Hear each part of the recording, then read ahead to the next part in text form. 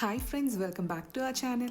അപ്പോൾ ഇന്ന് ഞാൻ വന്നിരിക്കുന്നത് നല്ല തനി നാടൻ സ്റ്റൈലിൽ ഉണ്ടാക്കുന്ന ഒരു ചിക്കൻ കറിയുടെ റെസിപ്പി ആയിട്ടാണ് കേട്ടോ. അപ്പോൾ എല്ലാവരും ഈ ഈദിന് ഇതൊന്ന് ട്രൈ ചെയ്ത് നോക്കണേ. ഇത് ഉണ്ടാക്കാനായിട്ട് ഒരു പാത്രം അടുപ്പത്തേക്ക് വെക്കുക. അതിനകത്തേക്ക് ഒരു 4 ടേബിൾ സ്പൂൺ വെളിച്ചെണ്ണ ഒഴിച്ചു കൊടുക്കാം.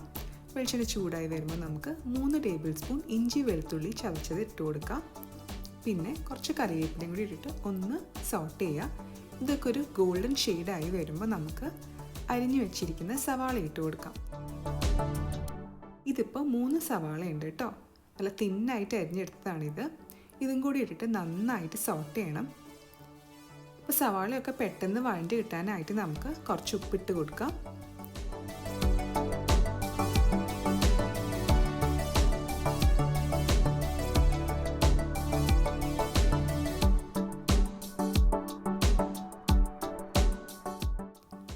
സവാളയൊക്കെ ഈ ഒരു ഷെയ്ഡ് ആവുന്ന വരെ നമ്മൾ വഴറ്റണം കേട്ടോ. എന്നാലാണ് നമ്മുടെ കറിക്ക് നല്ല ടേസ്റ്റ് കിട്ടുക, പിന്നെ നല്ലൊരു കളറും കിട്ടും ഈ ഒരു ഷെയ്ഡ് ആവുന്ന വരെ വഴറ്റുമ്പോൾ.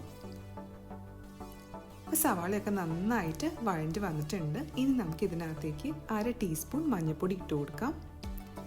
പച്ചമണമൊക്കെ മാറുന്ന വരെ നമുക്ക് നന്നായി ഒന്ന് വഴറ്റാം.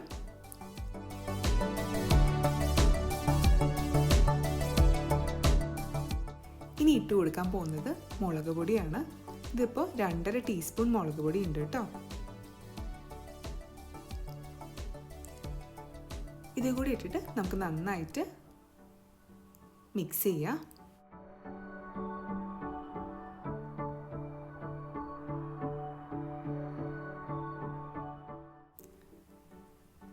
ഇനി നമുക്ക് 3 ടീസ്പൂൺ മല്ലിപ്പൊടി ചേർത്ത് കൊടുക്കാം.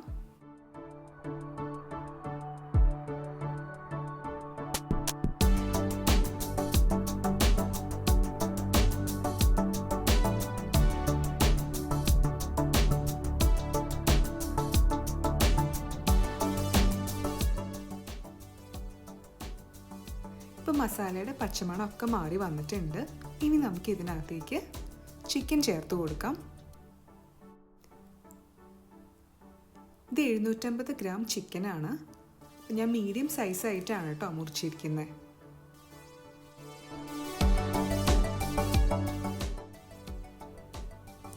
അപ്പോൾ ചിക്കൻ ചേർത്തിട്ട് നന്നായിട്ടൊന്ന് മിക്സ് ചെയ്യണം. എന്നിട്ട് നമുക്ക് മൂടി വെച്ചിട്ട് വേണം കുക്ക് ചെയ്യാനായിട്ട്. ഈ ടൈമിൽ ആവശ്യത്തിനുള്ള ഉപ്പിട്ട് കൊടുക്കാം കേട്ടോ. പിന്നെ എൻ്റെ ചാനൽ നിങ്ങൾ ഇതുവരെ സബ്സ്ക്രൈബ് ചെയ്തിട്ടില്ലെങ്കിൽ സബ്സ്ക്രൈബും ചെയ്യണേ.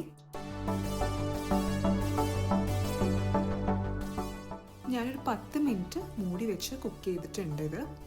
അപ്പോൾ ഇടയ്ക്കിടയ്ക്ക് മൂടി തുറന്നൊന്ന് ഇളക്കി കൊടുക്കണേ, അല്ലെങ്കിൽ അടി പിടിക്കും.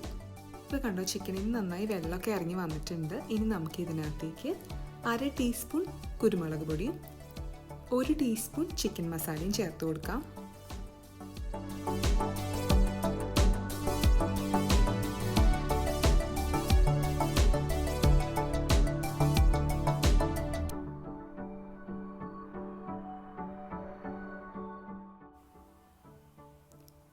ഇനിയാണ് നമ്മൾ തേങ്ങാപ്പാൽ ഒഴിച്ചു കൊടുക്കാൻ പോകുന്നത്. ഇതിപ്പോൾ 2 കപ്പ് തേങ്ങാപ്പാലുണ്ട്. ഞാൻ 1 മുറി തേങ്ങയിൽ നിന്ന് എടുത്തതാണ് കേട്ടോ ഇത്. അപ്പോൾ നിങ്ങളുടെ കയ്യിൽ ഇപ്പോൾ ഫ്രഷ് തേങ്ങ ഇല്ലെങ്കിലും കുഴപ്പമില്ല, നിങ്ങൾക്ക് തേങ്ങാപ്പാൽപ്പൊടി യൂസ് ചെയ്തിട്ടും തേങ്ങാപ്പാൽ ഉണ്ടാക്കാം കേട്ടോ. ഒരു 7 ടേബിൾ സ്പൂൺ തേങ്ങാപ്പാൽപ്പൊടി 2 കപ്പ് ഇളം ചൂടുവെള്ളത്തിൽ മിക്സ് ചെയ്തിട്ട് ചേർത്താലും മതി.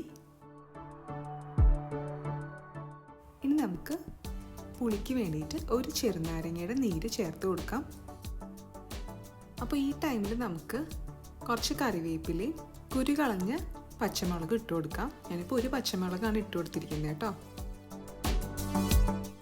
ഇനി ഇതിലേക്ക് 1/2 ടീസ്പൂൺ ഗരം മസാല ചേർത്ത് കൊടുക്കുകയാണ്.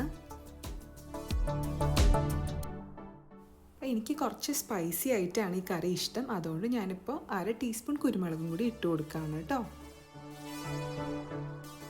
ഒരു 8 മിനിറ്റും കൂടെ ഇതിങ്ങനെ ലോ ഫ്ലെയിമിലിട്ടിട്ട് കുക്ക് ചെയ്യണം. ശരിക്കും എണ്ണയൊക്കെ നന്നായി തെളിഞ്ഞ് വരാൻ തുടങ്ങും. നമ്മുടെ കറിക്ക് നല്ലൊരു ബ്രൗൺ കളറൊക്കെ കിട്ടും.